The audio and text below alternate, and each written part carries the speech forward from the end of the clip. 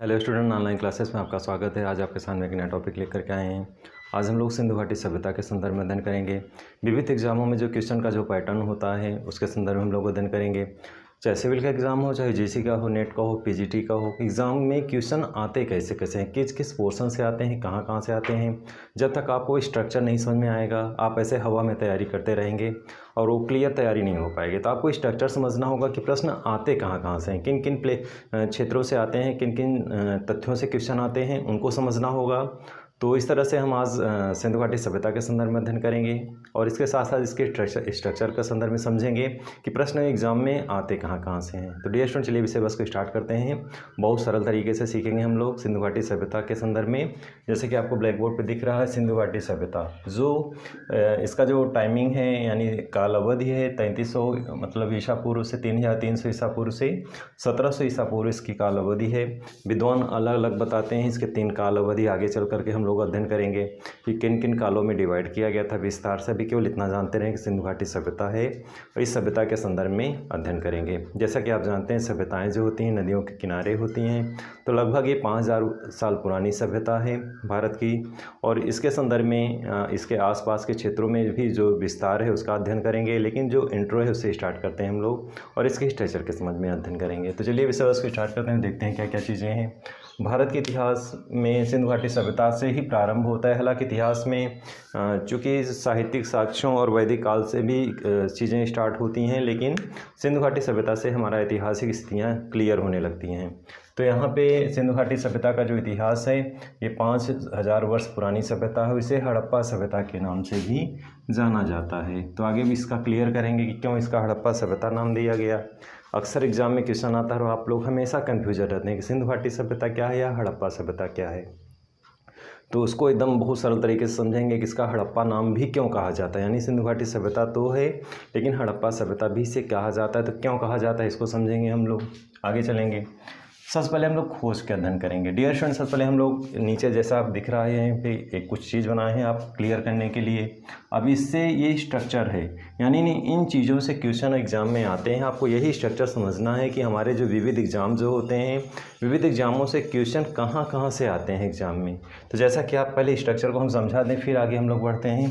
जैसे सिंधु घाटी सभ्यता है, तो सिंधु घाटी सभ्यता से जो क्वेश्चन आपके एग्जाम में आते हैं, जैसे खोजकर्ता, जो एग्ज़ाम में रिलेटेड क्वेश्चन, चाहे कोई भी एग्ज़ाम हो, आपके क्वेश्चन जो बनेंगे खोजकर्ता कौन है। जैसे कई लोग हैं तो खोजकर्ता की जो क्रमबद्ध तरीके से पूरा सिस्टम एक चैन बनी हुई है उसको समझना है आपको। जो खोजकर्ता से रिलेटेड क्वेश्चन आते हैं, फिर काल अवधि से क्वेश्चन आते हैं। इसके काल को 3 भागों में डिवाइड किया गया है, क्या क्या उसकी अपनी एक विशिष्टता है। तो काल अवधि से रिलेटेड क्वेश्चन आते हैं। अगले में सभ्यता का नामकरण, सभ्यता के नामकरण के संदर्भ में प्रश्न आते हैं कि नामकरण कैसे पड़ा, अलग अलग नामों से जाना जाता है, उसके क्या रीज़न हैं। तो नामकरण से संबंधित भी क्वेश्चन आते हैं। अगला है सभ्यता की विशेषताएं। जितने भी शॉर्ट क्वेश्चन चाहे कोई भी एग्जाम हो, सभ्यता की विशेषताओं से रिलेटेड बहुत सारे शॉर्ट क्वेश्चन बनते हैं। ये इसका सबसे ज़्यादा क्वेश्चन जो इसी से आते हैं, विशेषताओं से आते हैं। तो सभ्यता की विशेषताओं से क्वेश्चन आते हैं। नेक्स्ट है सभ्यता का क्षेत्र, विस्तार क्षेत्र, यानी सिंधु घाटी सभ्यता कहाँ कहाँ फैली है। जैसे भारत का क्षेत्र है, पाकिस्तान का है, अफ़गानिस्तान का है। तो जो उसके क्षेत्र हैं उन क्षेत्रों के नाम क्या हैं, आधुनिक समय में उनके क्या नाम हैं। जो पुराने उस टाइम में जो वो सभ्यता वहाँ पे विस्तृत थी, तो वर्तमान समय में उसकी अवस्थिति क्या है, भौगोलिक स्वरूप उसका क्या है, ये पूछा जाता है। उसकी विशेषता क्या क्या है, उस स्थल से क्या क्या चीज़ें पाई गई हैं उत्खनन में, तो वहाँ का क्या भौगोलिक स्वरूप है, इससे रिलेटेड क्वेश्चन आता है। तो विस्तार क्षेत्र हो गया। सभ्यता के पुरातात्विक स्थल हो गए, कितना विस्तृत है, किन किन एशिया के किन क्षेत्र में विस्तृत है, कहाँ तक विस्तृत है, कौन कौन से इसका क्षेत्र है। अलग अलग क्षेत्रों की अपनी अपनी विशेषता है। तो पुरातात्विक जो स्थल हैं उन स्थलों को किसने खोज किया, उसकी अपनी क्या क्या विशेषता है, कैसे उसके उत्खनन कार्य किया गया, उत्खनन कार्य में क्या क्या चीज़ें मिली, बहुत सारी चीज़ों से रिलेटेड क्वेश्चन आते हैं। तो ये सारे बिंदु हैं। नेक्स्ट है सभ्यता के पतन के कारण, सभ्यता का पतन कैसे हुआ। अलग अलग इतिहासकारों के द्वारा, पुरातत्वविदों के द्वारा, अलग अलग भूगर्भ शास्त्रियों के द्वारा अपने अपने मत दिए गए हैं। कोई कहता है कि मतलब हड़प्पा इस सभ्यता का पतन जो है जलप्लावन के कारण हुआ, कोई महामारी आई उसके कारण हुआ, या बाह्य आक्रमण हुए उसके कारण हुआ। बहुत सारे फैक्टर हैं, उसको हम लोग आगे चल के अध्ययन करेंगे। तो यानी ये सारे बिंदु हैं जहाँ जहाँ से क्वेश्चन आपके एग्जाम में बनते हैं। तो आपको स्ट्रक्चर समझना होगा कि प्रश्न कहाँ कहाँ से आते हैं और किन किन चीज़ों से कैसे कैसे आते हैं, उसको समझना ज़रूरी है। ऐसे हवा में तैयारी करेंगे तो आपको दिक्कत होती है, क्योंकि पता लगा एक ही चीज़ पे ज़्यादा फोकस आपने किया, बाकी चीज़ों पे ध्यान नहीं दिया और प्रश्न आपके छूट गए। तो जब स्ट्रक्चर आपके समझ में आएगा तो प्रश्नों को बेहतर तरीके से आप समझ पाएंगे कहाँ कहाँ से प्रश्न आते हैं और कैसे कैसे आते हैं। तो डियर स्टूडेंट, चलिए विषय वस्तु को आगे बढ़ाते हैं। अब हम लोग खोज पे आएंगे, हड़प्पा सिंधु सभ्यता का खोज बहुत क्लियर तरीके से समझेंगे। चार्ल्स मैसन क्या थे? अंग्रेज अधिकारी थे, खगोलविद थे, खोजकर्ता थे। ये हमेशा सर्वे करते थे उन पुरातात्विक स्थलों की जहाँ पे लगता था कुछ ऐतिहासिक स्थल है, कहीं पे लगता था उनको कोई सभ्यता से रिलेटेड चीज़ें जुड़ी हुई हैं, भूगोल में कोई विशिष्ट चीज़ मिलती है, उसके संदर्भ में ये खोजी प्रवृत्ति के व्यक्ति थे। तो अंग्रेज थे और ये जो है खगोलविद, खगोल शास्त्री थे, सर्वेक्षक थे। इन्होंने 1826 में जो है हड़प्पा सभ्यता का क्षेत्र का दौरा किया था और इस क्षेत्र का दौरा करने के कारण जो है इन क्षेत्रों के संदर्भ में उन्होंने पूरे विश्व को बताया इस क्षेत्र को, और उनका नाम यहीं से जुड़ गया। इस खोजकर इन्हें प्रथम खोजकर्ता के रूप में जाना जाता है इस स्थल का।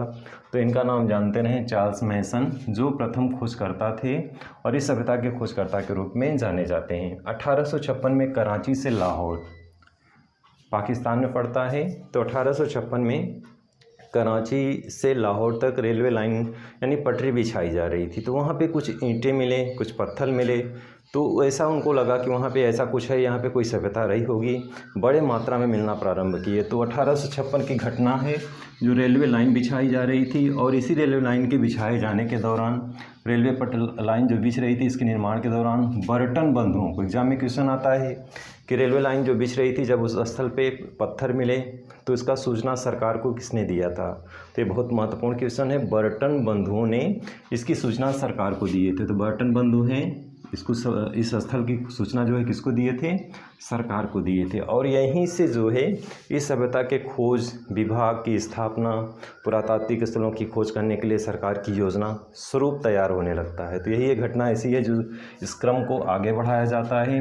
बर्टन बंधुओं के द्वारा जब सरकार को ये सूचना दी गई तो इसी क्रम में एक सिस्टम से चीज़ें आगे बढ़ने लगी। 1861 में अलेक्जेंडर कनिंघम ने, यानी अलेक्जेंडर कनिंघम के निर्देशन में क्या स्थापित हुआ?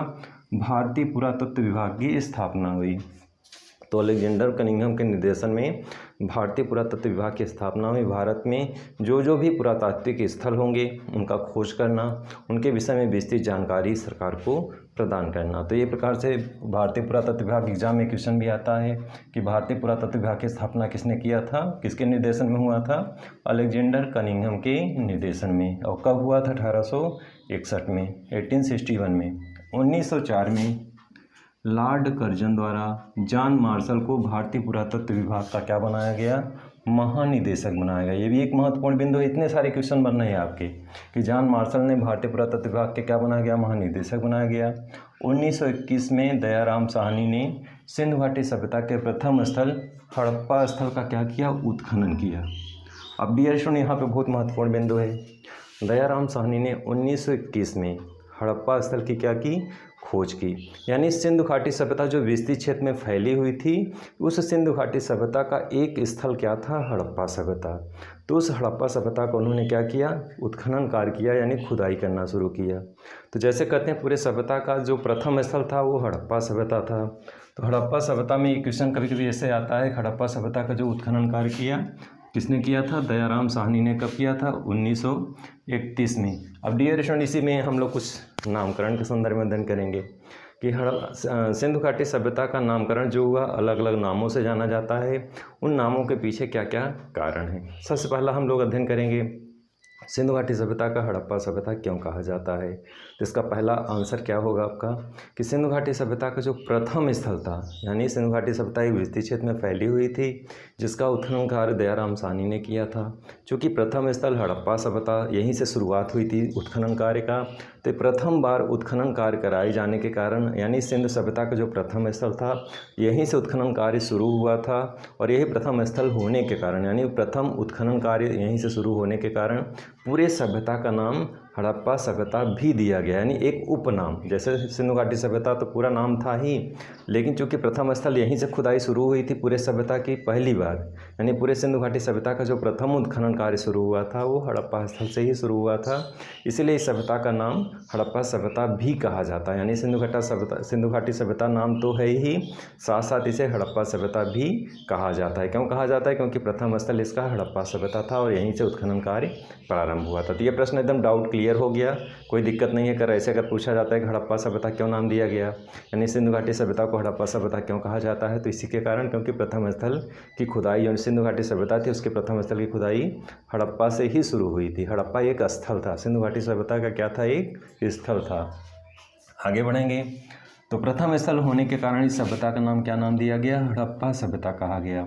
और दयाराम साहनी को इस सभ्यता का क्या कहा गया? खोजकर्ता कहा गया। तो बहुत ही महत्वपूर्ण बिंदु है, बहुत ही क्रमबद्ध तरीके से हम लोग सिस्टमेटिक तरीके से समझेंगे किस तरह से प्रथम नामकरण, जो नामकरण में हम लोग चल रहे हैं, तो यानी पहला जो नामकरण आया हड़प्पा सभ्यता क्यों कहा जाता है, ये डाउट आपका क्लियर हो गया। दूसरा है यह सभ्यता सिंधु नदी घाटी में फैली हुई थी। डियर स्टूडेंट, बहुत सरल तरीके से समझेंगे। देखें कई चीज़ें हैं, आपको बहुत बारीकी से समझना होगा, बुक्स में भी सारी चीज़ें क्लियर नहीं मिलेगी आपको, एक ही जगह पे सारी चीज़ें आपको पूरा मैटर मिल जाए, ऐसा संभव नहीं है। अब इसका नाम सिंधु घाटी सभ्यता क्यों पड़ा? क्योंकि अब ऐसे आप क्रॉस क्वेश्चन करेंगे, ये सभ्यता तो भारत में भी फैली हुई थी, क्या कहते हैं, पाकिस्तान में भी फैली हुई थी, अफ़गानिस्तान में भी फैली हुई थी, फिर सिंधु घाटी सभ्यता ही क्यों कहा गया? तो उसका रीज़न क्या है कि बहुत सारे इन क्षेत्रों में तो फैली हुई थी, बहुत सारी नदियों के किनारे भी फैली हुई थी, क्योंकि सिंधु नदी के किनारे विस्तृत थी, फैली हुई थी और यहाँ से इसका विकास हुआ था। यानी सबसे विकसित जो डेवलपमेंट जो क्षेत्र था वो सिंधु नदी के आसपास का जो क्षेत्र था। तो यहाँ पे इस सभ्यता का विकास होने के कारण इस सभ्यता का क्या नाम पड़ा? सिंधु घाटी सभ्यता पड़ा। ये भी आप दूसरा फैक्टर, अभी आपने हड़प्पा क्यों पढ़ा ये आपने डाउट क्लियर किया, और दूसरा डाउट आपने क्लियर किया कि इसका नाम सिंधु नदी घाटी क्यों पड़ा, क्योंकि ये कई नदियों के किनारे पे ये सभ्यता फैली है, तो केवल पर्टिकुलर सिंधु घाटी क्यों नाम दिया गया? तो आपको ये समझना है कि सिंधु नदी घाटी पे भी ये सभ्यता विस्तृत थी और यहाँ से विकसित हुई थी। तो विकसित होने के कारण, जैसे कहते हैं ना, कोई चीज़ ज़्यादा डेवलप, जहाँ से आपको ज़्यादा उपलब्धि मिलती है उसको नाम आप ज़्यादा दे देते हैं। इसीलिए इस सभ्यता का जो उपलब्धि क्या थी कि इस सभ्यता जो है सिंधु नदी के किनारे ज़्यादा विकसित हुई। तो ज़्यादा विकसित होने के कारण इसका नाम जो है सिंधु से जोड़ दिया गया और इसलिए इसका नाम सिंधु नदी घाटी सभ्यता जो है इसका नामकरण हो गया। तो दूसरा आपका डाउट जो है क्लियर हो गया कि सिंधु घाटी सभ्यता क्यों कहा जाता है। अब इसी क्रम में अगला डाउट हम लोग क्लियर करेंगे। प्रथम बार नगरों के उदय के कारण, यानी नगरीकरण की जो सभ्यता जो थी, पहली बार नगरों का अस्तित्व आया, इसलिए इसे प्रथम नगरीकरण कहा गया। तीसरा डाउट है, अगला डाउट हम लोग क्लियर करेंगे। प्रथम बार कांसे का प्रयोग हुआ था, यानी इस सभ्यता के लोग कांसे का प्रयोग करते थे, तो प्रथम बार कांसे के उपयोग के कारण इस सभ्यता को कांस्य सभ्यता भी कहा जाता है। अब आप जानते हैं बहुत सारे नाम हैं, तो एकदम क्लियर हो जाएगा कि सभ्यता को कांस्य सभ्यता भी कहा जाता है, क्योंकि प्रथम बार यहाँ पे कांसे का प्रयोग हुआ था। नेक्स्ट स्टेप में सिंधु सभ्यता को 1400 केंद्र जो है खोजे जा चुके हैं। अब तक टोटल जो है कितने केंद्र खोजे जा चुके हैं?